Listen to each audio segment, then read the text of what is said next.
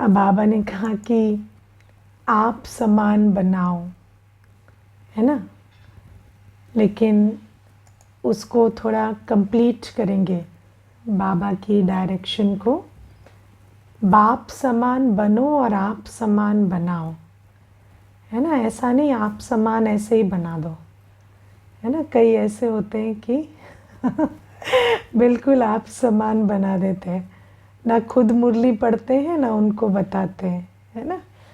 ना खुद कोई श्रीमत पर चलते हैं और उनको भी बताते हैं, ऐसे ही चलता है। हम भी तो देखो 10-12 वर्ष से हैं, हम तो खुद ही नहीं कर रहे, तो ऐसा कोई ज़रूरी नहीं है ना। तो कई ऐसे होते हैं बिना बाप समान बने आप समान बना देते हैं, तो वो भी बड़ा खतरनाक होता है ना। एक माता है, तो जब ज्ञान में आई तो बिल्कुल क्लास नहीं आना उसको, है ना। लेकिन मुख खोलेगी ना तो ऐसा लगेगा आपको जैसे बाबा से उसको जितना प्यार है शायद मुझे भी नहीं होगा, है ना। जब वो बात करती है ना तो कभी कभी मुझे लगता है पता नहीं इसको जितना प्यार है मुझे भी है या नहीं। लेकिन ना क्लास आना, ना कोई सेवा करना, कुछ भी ना करना।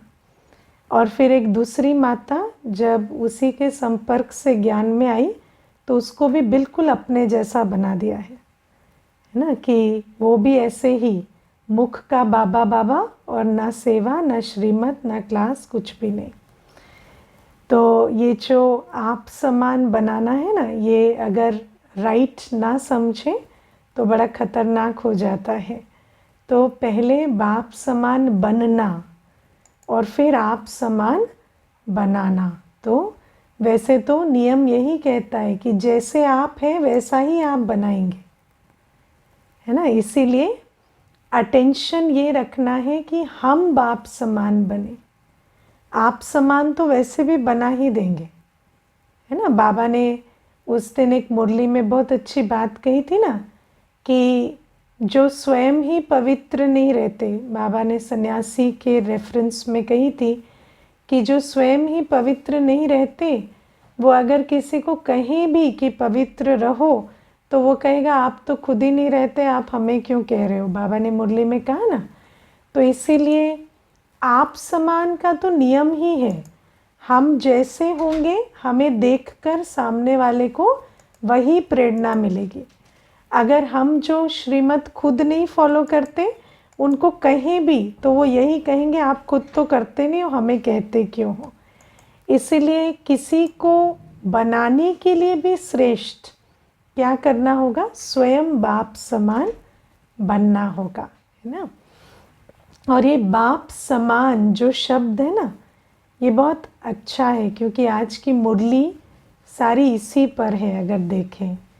क्योंकि बाबा ने आज हमें एक प्रश्न बार बार पूछा, मेरे ख्याल 3-4 बार तो पूछा ही है बाबा ने, कि तुम जो पुण्य आत्मा थे वो पाप आत्मा कैसे बन गए, है ना। और बाबा ने उसका उत्तर क्या दिया कि तुमने अपने आप को खुद ही चमाट मारी है ये कहकर कि बाबा सर्वव्यापी है ना। तो बाबा ने हमें बताया कि बाप को भूलने से तुम पाप आत्मा बन गए। बाबा ने हमें नियम समझाया है, जहाँ बाप नहीं होता वहाँ पाप होता है ना। तो बाबा ने हमें बताया कि आत्मा जब बाप को भूल गई तो पापात्मा बन गई। और आज मैं ऐसा अनुभव करती हूँ सेवा में जब हम रहते हैं कि कई आत्माएं होती हैं। मैं आपको एक भाई की बात बताती हूँ। वो आता था ज्ञान में, तो जब भी उसको बाबा का परिचय दो, है ना, या बाबा मुख से निकले ना, तो कहता था मुझे सारी बातें अच्छी लगती हैं, आप ऐसे ही मुझे सुना दिया करो, बाबा कहने की कोई ज़रूरत नहीं है ना। मुझे बाबा में इंटरेस्ट नहीं है, मुझे भगवान में इंटरेस्ट नहीं है, मैं गुडनेस में बिलीव करता हूँ, I don't believe in God, ऐसे मुझे कहता था। तो मैंने उसको कहा कि पर if you don't believe in God you can not believe in goodness. तो उसने कहा क्यों?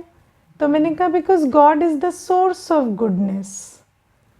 अगर हम सोर्स को ही नहीं मानते तो हम गुडनेस को कैसे मानेंगे?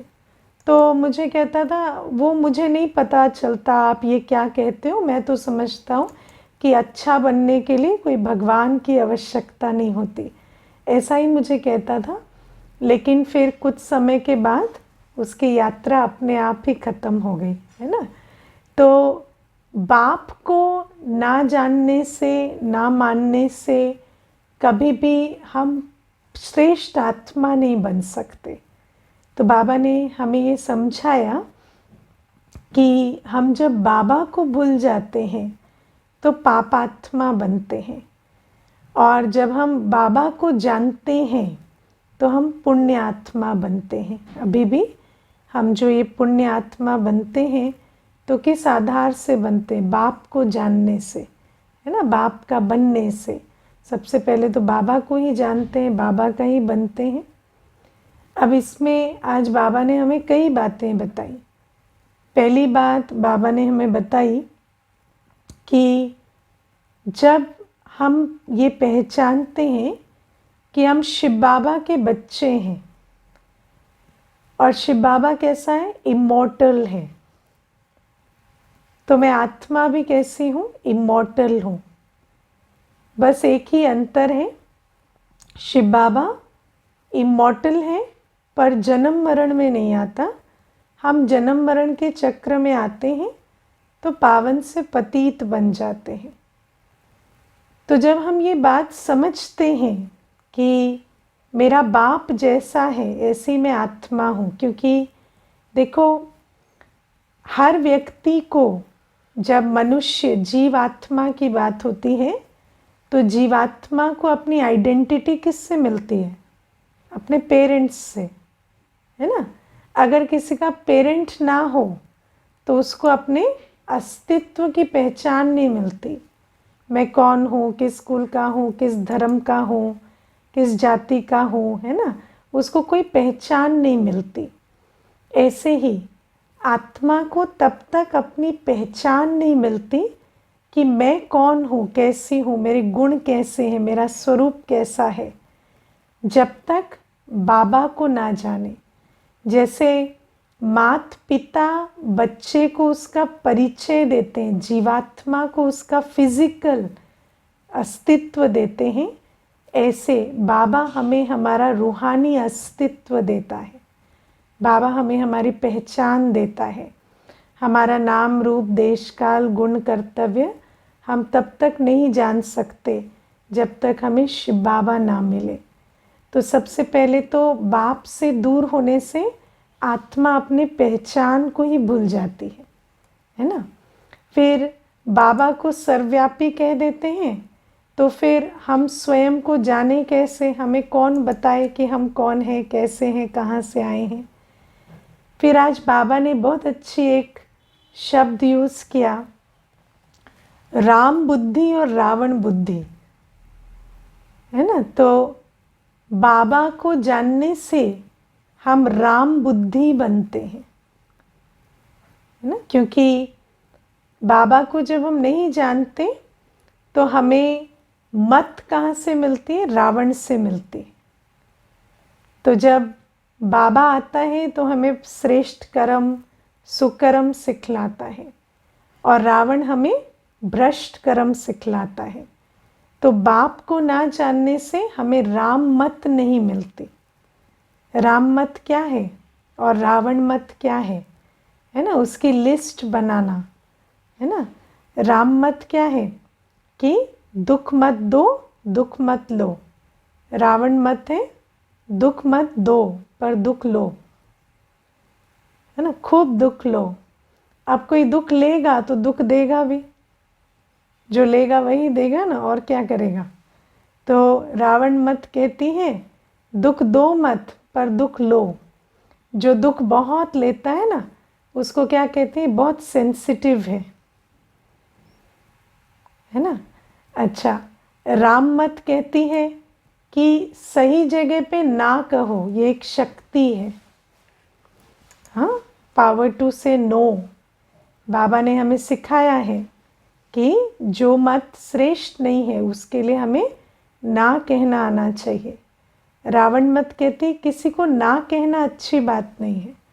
व्यक्ति बड़े प्यार से कहता है, हमसे ना नहीं कहा जाता है ना। मुझे याद है हम छोटे थे तो माता पिता कहते थे कोई कुएं में कूदने को कहेगा तो कूद जाओगे क्या, है ना। लेकिन हमें दुनिया में यही सिखाया जाता है कि कोई कुएं में कूदने को कहे तो कूद जाओ, है ना। तो तुम बहुत अच्छे हो। कहते ना नहीं कहा जाता। लेकिन बाबा कहते ना क्यों नहीं कहा जाता, जो बात श्रीमत के विरुद्ध है उसको ना कहना है। गदा किसका प्रतीक है, ना कहने की शक्ति, लेकिन थोड़ा झुकी हुई है तो नम्रता से भी ना कह सकते हैं, है ना। तो बाबा हमें राम मत और रावण मत में बहुत अंतर है, और राम मत हमें श्रेष्ठ बनाती है, रावण मत हमें भ्रष्ट बनाती है। मैंने उस दिन भी बात की थी कि गिल्टी होना ये राम मत नहीं है, ये रावण मत है ना। गिल्टी होना राम मत नहीं है, रावण मत है। बाबा ने उस दिन कहा थैंक यू, है ना। थैंक यू भी क्या है, हाँ, रावण मत है। क्योंकि बस आप अपना कर्तव्य करो, हम थैंक यू करते रहेंगे, हम करेंगे नहीं कुछ। तो ये भी रावण मत है कि हर चीज़ के लिए, इसको बाबा क्या कहता है पता है, लंगड़ा मान। लंगड़ा मान, लंगड़ा मान समझते हो? लंगड़ा मान है कि हम आपको मान दे रहे हैं, लेकिन मान देने की आड़ में क्या कर रहे हैं, हम अपनी जिम्मेवारी नहीं उठा रहे, है ना। सिर्फ आपको झूठा मान दे देकर आपको ही कहते हैं कि आप ही जिम्मेवारी उठाते चले जाओ, और हम अपनी जिम्मेवारी नहीं उठाएंगे। तो ये सारी चीज़ें क्या है, ये रावण मत है।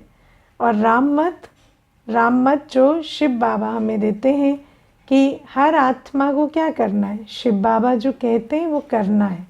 इसमें कोई थैंक यू वाली बात नहीं है, इसमें कोई गिल्ट वाली बात नहीं है। अगर तुमसे कुछ ऐसा हो गया जो नहीं होना चाहिए तो फिर दोबारा उसको नहीं करो, यही तुम्हारी माफ़ी है।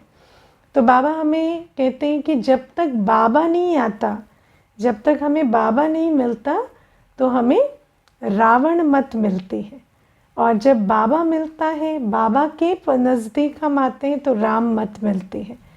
आज बाबा ने हमें कहा कि काम कटारी सबसे बड़ी हिंसा है ना। आज बाबा ने हमें बताया कि काम कटारी सबसे बड़ी हिंसा है, लेकिन दुनिया में तो काम को इतना सेलिब्रेट किया जाता है ना। काम को इतना सेलिब्रेट किया जाता है। एक बार एक 14-15 एज की कन्या आई थी सेंटर पर, स्कूल में पढ़ती थी, तो बहुत दुखी थी, और उसकी माँ कहती थी ये बहुत आजकल ऐसे परेशान रहती है। तो मैंने उसको पूछा कि क्या बात है, तो जो भी उसने बताया उसका सार ये निकला कि उसकी क्लास में कोई भी, है ना, लड़का उस पर कुदृष्टि नहीं डालता है, इसीलिए वो बहुत दुखी है ना। क्योंकि सारी जो और कन्याएं हैं उस क्लास में, उनको तो सब ऐसा समझते हैं बड़ी आकर्षक है, और उनको प्रपोजल्स मिलते हैं और कोई ना कोई उन पर दृष्टि डालता है, लेकिन इसको कोई देखता नहीं है, तो इसीलिए वो बड़ी दुखी है। तो दुनिया में तो भाग्यवान किसको समझते हैं, जिसके ऊपर बहुत कामी दृष्टि पड़ती है, और जो उस दृष्टि से बचे रहते हैं उनको समझते हैं कि इनका तो दुर्भाग्य है ना। आजकल ये तो कितने बच्चे ऐसे डिप्रेशन में चले जाते हैं इन कारणों से कि हम पर किसी की दृष्टि नहीं पड़ रही। तो आप सोचो कि राम मत, मुझे एक बार एक भाई आया था, बहुत आयु उसकी 34-35 की शरीर की आयु थी, तो मुझे बोला कि मैं एक्चुअली ना, मैं कभी किसी भी स्त्री के साथ संबंध में नहीं आया, है ना। I never had a relationship with the opposite gender. तो मुझे बोला इस कारण से मेरे लाइफ में एक बहुत बड़ी लोनलीनेस है और बहुत दुख है, और मुझे ऐसा लगता है मैं एबनॉर्मल हूँ और मेरे अंदर कुछ प्रॉब्लम है। तो मैंने उसको कहा नहीं, हमारे भी हिसाब से तो आप बड़े भाग्यवान हैं, बाकी मुझे नहीं पता आप किससे पूछ रहे हैं। तो इस प्रकार से आप देखो कि राम मत और रावण मत में कितना अंतर है।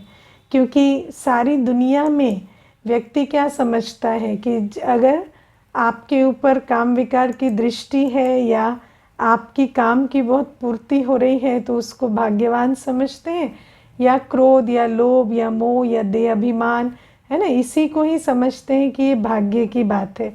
आजकल आप देखो व्यक्ति कितनी प्राउडली कहता है कि मुझे तो आज तक किसी ने रोका टोका नहीं है ना, मेरी तो हर बात मानी गई है, तो इसीलिए तो तुम्हारा ये हाल है ना। तो अच्छा होता अगर कोई रोकता टोकता और थोड़ा नियंत्रण में लाता। तो बाबा हमें कहते हैं कि ये जो देह अभिमान की भी पूर्ति होती है दुनिया में, तो समझते हैं कि हम तो बड़े भाग्यवान हैं। लेकिन आपको पता है ना, बाबा के घर में सबसे पहला जो माया पर विजय पाने का साधन क्या है? देह अभिमान तोड़ना, है ना। तो जिसका देह अभिमान टूट जाता है ना, वो बहुत भाग्यवान। कहते हैं अगर ह्यूमिलिएशन होता है तो ह्यूमिलिटी आती है ना। अगर ह्यूमिलिएशन को पार कर लेते हैं तो ह्यूमिलिटी आ जाती है, और अगर नहीं होता, वो फेज़ पार नहीं हुआ है, तो कभी ह्यूमिलिटी नहीं आती, हमेशा ईगो के बल से चलते हैं। तो ये बहुत सारी राम मत रावण मत में विभिन्न प्रकार के बहुत अंतर हैं। आप सब क्लास रोज़ करते हैं, आपको वो भी पता है, तो आप लिस्ट भी निकाल सकते हैं। तो बाबा कहते जब तक बाबा नहीं आता तो हमें राम मत और रावण मत का अंतर नहीं पता चलता। तो इसलिए बाबा के संबंध में आने से हम पावन बनते हैं, और बाबा से दूर जाने से हम रावण मत में फंस जाते हैं, है ना। बाबा ने हमें बताया कि दुनिया में तो ये समझते हैं कि जो ये शादी और ये वो उसमें खर्च करते हैं वो क्या है? पुण्य आत्मा, है ना। अभी मुझे एक है ना, जो सफाई वगैरह करने जो माता आती है सेंटर पर, वो मुझे कह रही थी कि बेटी की शादी है तो आप भी कुछ पुण्य के लिए, है ना, दान करेंगे। तो मैंने उसको कहा कि हम तो ना शादी को पुण्य कर्म समझते हैं, ना हम ये समझते हैं कि वो कोई दान है ना। बाकी मैंने तो आपको कई बार कहा कि अपनी बेटी को कोर्स कराओ, है ना, और उसको जीवन बनाने का मौका दो, लेकिन आपने नहीं दिया, वो अलग बात है, हर एक की अपनी डेस्टिनी है, लेकिन हम इसे पुण्य कर्म नहीं मानते। तो वो ऐसे मुंह खुला हुआ मुझे देख रही थी कि पता नहीं ये किस प्रकार की मत है। दुनिया में तो यही समझते हैं कि पुण्य कर्म होता है शादी कराना या उसमें पैसे खर्च करना। तो बाबा हमें ये सारी बातें बताते हैं कि राम मत और रावण मत में बहुत गहरा अंतर है, और बाबा हमें तन के प्रति भी, मन के प्रति भी, धन के प्रति भी। मुझे याद है अभी कुछ दिन पहले, शायद परसों की या कल की वाणी में स्लोगन था कि निर्विघ्न और एक रस स्थिति बनानी है तो एकाग्रता को बढ़ाओ, है ना। तो दुनिया में तो जो जिस विघ्न से ग्रसित होते हैं, क्या करते हैं? अपना सारा मन बुद्धि समय संकल्प सब कुछ उस विघ्न पर ही लगा देते हैं, है ना। लेकिन बाबा ने हमें बताया है कि जब तुम विघ्न को ही अपना टाइम थॉट एनर्जी सब दोगे तो वो विघ्न बढ़ेगा, क्योंकि जहाँ अटेंशन जाता है वहाँ एनर्जी जाती है और वो बढ़ेगा। तो बाबा ने हमें कहा कि अगर तुम्हें विघ्न पर विजय पानी है तो तुम क्या करो, अपना मन बुद्धि को उससे निकाल कर मेरे पे लगाओ, है ना। और जब तुम मुझे याद करेंगे, मुझ पर एकाग्रता बढ़ाएंगे तो विघ्न खत्म हो जाएगा। लेकिन अगर विघ्न पर एकाग्रता लाएंगे तो विघ्न तो बढ़ेगा। तो कई बार हम ये बातें समझ नहीं पाते कि जिस चीज़ पर हम ध्यान एकाग्र कर रहे हैं वो तो बढ़ेगी, लेकिन वो रावण मत है। रावण मत में क्या सोचते हैं, है ना, सब बैठ के चर्चा करते हैं। मैंने देखा है कि कोई लगता है ना कि कोई विघ्न है तो आपस में दिन रात बैठकर उस विघन की चर्चा करते हैं, डिस्कशन करते हैं, दुख मनाते हैं और उसको बढ़ाते चले जाते हैं। तो राम मत और रावण मत में बहुत अंतर है। बाबा के घर में जब कोई सेवा के क्षेत्र में कोई बात हो जाती है जिसको हम विघन रूप समझते हैं, तो हम क्या करते हैं, उस बात को वहीं छोड़ के बाबा की याद में बैठ जाते हैं, है ना। और बाबा उसको आप पे ही, है ना, उस वायुमंडल से, उस प्रभा मंडल से उसका इलाज होता है।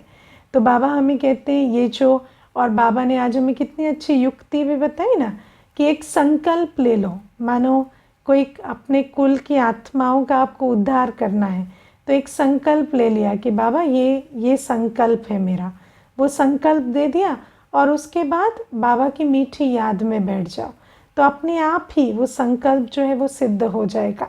उसमें ऐसा नहीं है कि आपको संकल्प को ही बार बार फीड करना है, नहीं, एक श्रेष्ठ संकल्प है ना। एक तो विघन का के ऊपर कंसंट्रेट नहीं करना है, जो सल्यूशन है, जो आप चाहते हैं, उसको एक संकल्प के रूप में बाबा को दे दिया और फिर बाबा की मीठी याद में बैठ गए। तो बाबा ने कहा ये भी याद करने की एक युक्ति तुम अपना सकते हो। तो समझा, कुछ एग्जाम्पल्स दे दिए, बाकी और भी आप विचार कर सकते हो कि राम मत और रावण मत में कितना अंतर है।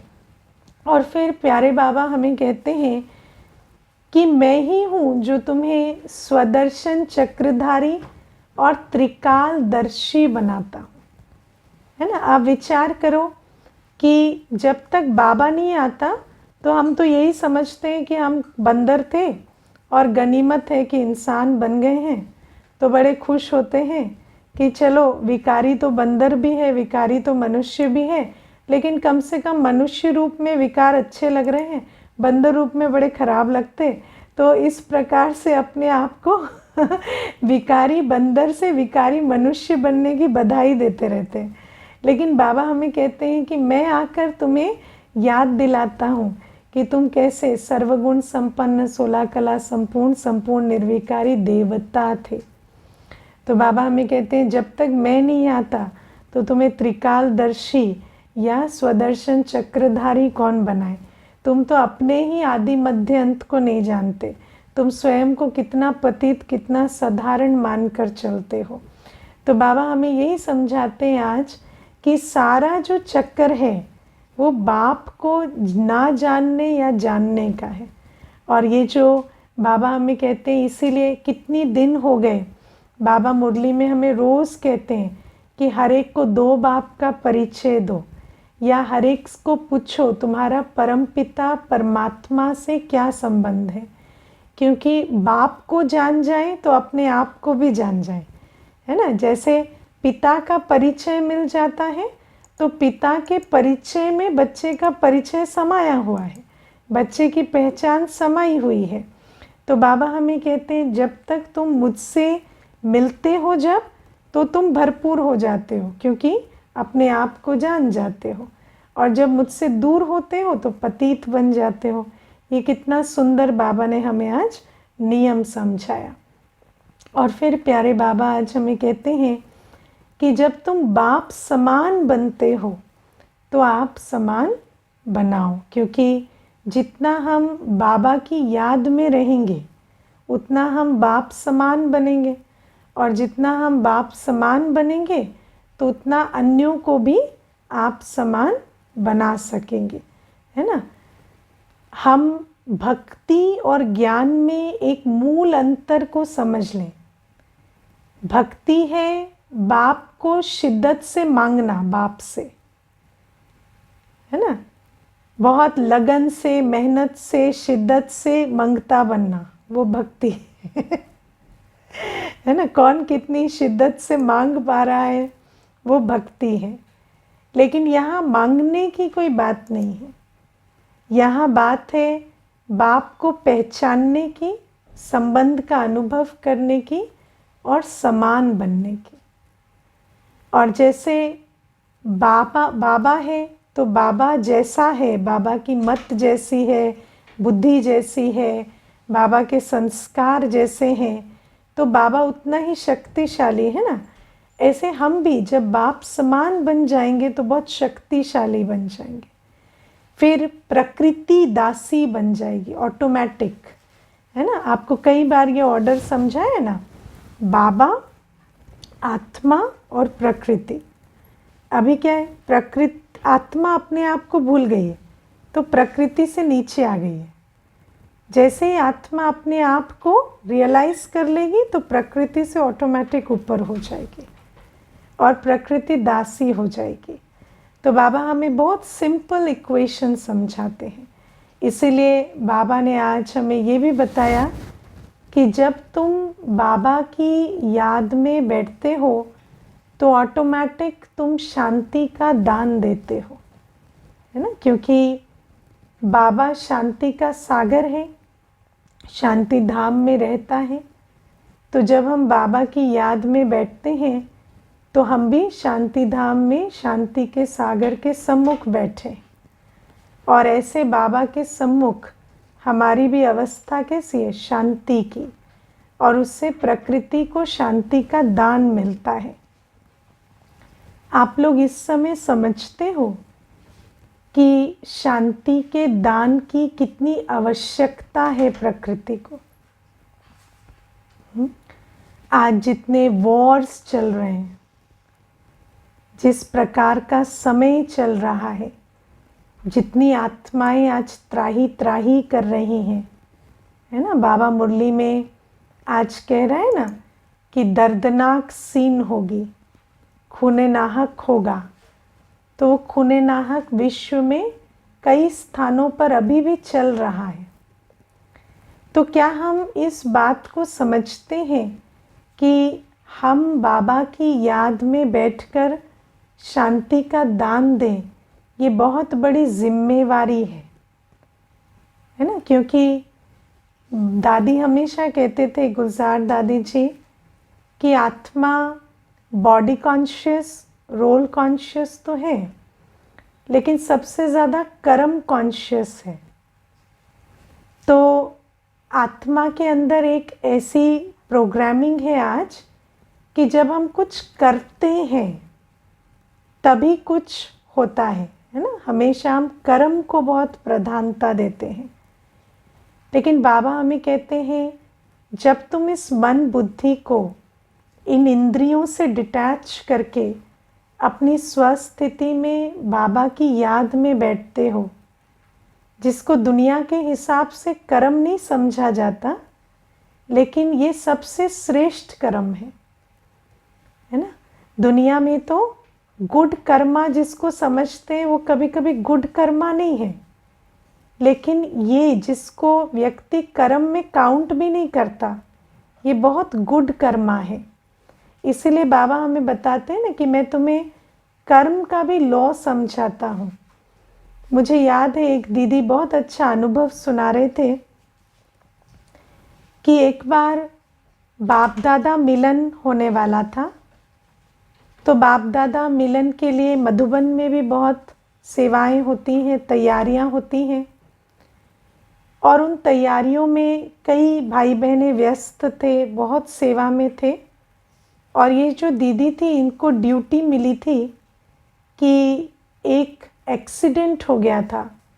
तो जो एक्सीडेंट में जो आत्माएं जो शरीर के रूप से पीड़ित थे, तो उनकी हॉस्पिटल में सेवा करना, और सेवा भी क्या थी कि नाइट में बैठना जाग कर, तो कोई तकलीफ़ हुई तो नर्स को आवाज़ देना, ये सेवा थी। तो उस सेवा में जब ये बहन रही, अंत में उन आत्माओं का शरीर भी छूट गया, ठीक है ना। तो ऐसा भी नहीं कि वो कोई जीवित भी रहे, लेकिन क्योंकि रात को जग कर बैठने की ड्यूटी थी तो बाबा की याद में बैठी रहती थी। तो जब इनका शरीर छूट गया, उसके बाद वाले दिन बाप दादा मिलन था। तो ये भी तैयार होकर जब बाबा के पास गई तो इनके अंदर थोड़ा ऐसा आया कि सबने तो बाप दादा मिलन की तैयारी की, मैं तो खामखा वहाँ बैठी रही ऐसे ही रात भर, है ना, और ना कोई सेवा ना कुछ, और वो भी शरीर छोड़ गए, और अब मैं बाबा के सामने मिलने जाऊंगी, ना कोई सेवा ना कुछ किए, ऐसे ही जाऊंगी। तो बाबा ने इनको बहुत प्यार से दृष्टि दी। पहले तो बाबा के पास जाकर मिलते थे ना सम्मुख, तो बाबा ने बहुत प्यार से दृष्टि दी और बोला बच्ची ने बहुत अच्छी सेवा की। तो उस समय पर वो दीदी सुनाते थे कि मुझे बहुत खुशी का अनुभव हुआ और मुझे उस दिन समझ में आया कि कई बार आप बहुत हाथ पैर मारते हैं लेकिन वो सेवा नहीं होती है ना। कई बार आप बहुत कुछ करते हैं लेकिन स्थिति देह अभिमान की है, ऐसे ऊपर नीचे है, तो कोई सेवा नहीं में जमा नहीं हुआ। लेकिन कई बार आप कुछ नहीं कर रहे हैं, सिर्फ रात भर बैठकर बाबा की याद में है ना सकाश दे रहे हैं। कोई ज़्यादा कोई ऐसे कर्म नहीं लग रहा है, लेकिन वो सेवा के खाते में बहुत अच्छा जमा हुआ है, जबकि उसका रिजल्ट भी देखने में कुछ नहीं आया, लेकिन वो मेरे सेवा के खाते में जमा हुआ। तो बाबा हमें यही समझाते हैं कि अब ये जो आत्माएं हैं, देखो कई बार व्यक्ति कहता है कि हम नहीं जानते कि जब हम बाबा की याद में बैठते हैं तो किसी का कल्याण होता है या नहीं होता है ना। मुझे एक बार एक भाई ने कहा कि कैसे पता चले कि हीलिंग थ्रू द माइंड हो सकता है। तो मैंने उसको कहा क्या आपको ये अनुभव है कि सफरिंग थ्रू द माइंड हो सकता है? तो बोले हाँ। तो मैंने कहा आप माइंड से कैसे सफ़र कर सकते हैं? तो बोले माइंड से तो बहुत सफरिंग होती है दीदी, बिल्कुल रात रात नींद नहीं आती, इतनी तकलीफ़ होती है।